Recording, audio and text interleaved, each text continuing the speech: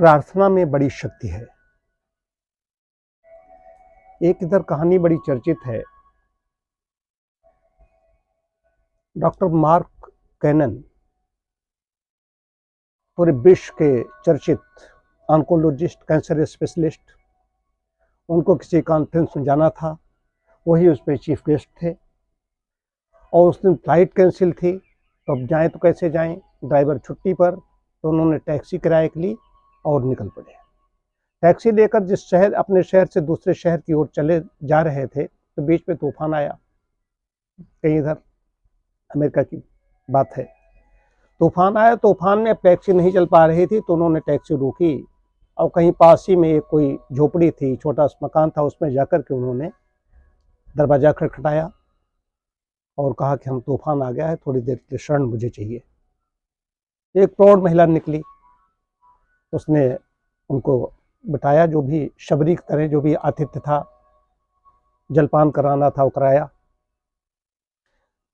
उसके बाद भोजन की कहा, आप भोजन वोजन करके जाएंगे, जो भी यहाँ पर हमारे पास पत्र पुष्प हैं वो लेकर के ही ग्रहण करके जाएंगे।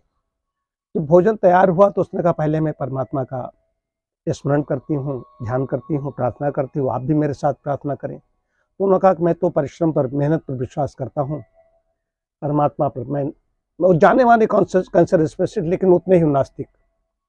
उसमें उन्होंने कहा कि मुझे इस पर कोई भरोसा नहीं, कोई विश्वास नहीं, मैं परिश्रम पर विश्वास करता हूँ, आप प्रार्थना कर लीजिए, हमें उसमें कोई आपत्ति नहीं। उसने प्रार्थना की, भोजन ग्रहण किया। कहा, आप प्रार्थना किसके लिए करती हो? उन्होंने कहा, मैं प्रार्थना इसके लिए करती हूँ, मेरा एक ही बच्चा है, वो बीमार है, अस्वस्थ है और उसको कैंसर है, हमारे पास धनाभाव है, एक ही डॉक्टर है, डॉक्टर मार्क कैनन ही उसको ठीक कर सकते हैं, हम उसके पास जा नहीं सकते। डॉक्टर मार्क कैनन के आंसू आ गए। उनका विश्वास बहुत बड़ी चीज है, प्रार्थना में बहुत बड़ी शक्ति है। वहां से उनके अंदर बहुत बड़ा परिवर्तन आता है। वो सन्न रह गए कि है क्या? तो प्रार्थना विश्वासम फलदायिका, विश्वास फलदायिका। प्रार्थना में इतनी बड़ी शक्ति है, जो असंभव होता है संभव हो जाता है। कैसे वहां पर पहुंचना, कैसे वहां पर जाना, उस बच्चे के लिए वहां पर स्वयं पहुंच जाना, वहां से बड़ा परिवर्तन ऐसा होता है। तो प्रार्थना की शक्ति को समझिए, प्रार्थना की शक्ति को स्वीकारिए। हम सभी उसमें शामिल हैं, प्रार्थना करते हैं, लेकिन फिर भी हमें विश्वास नहीं होता।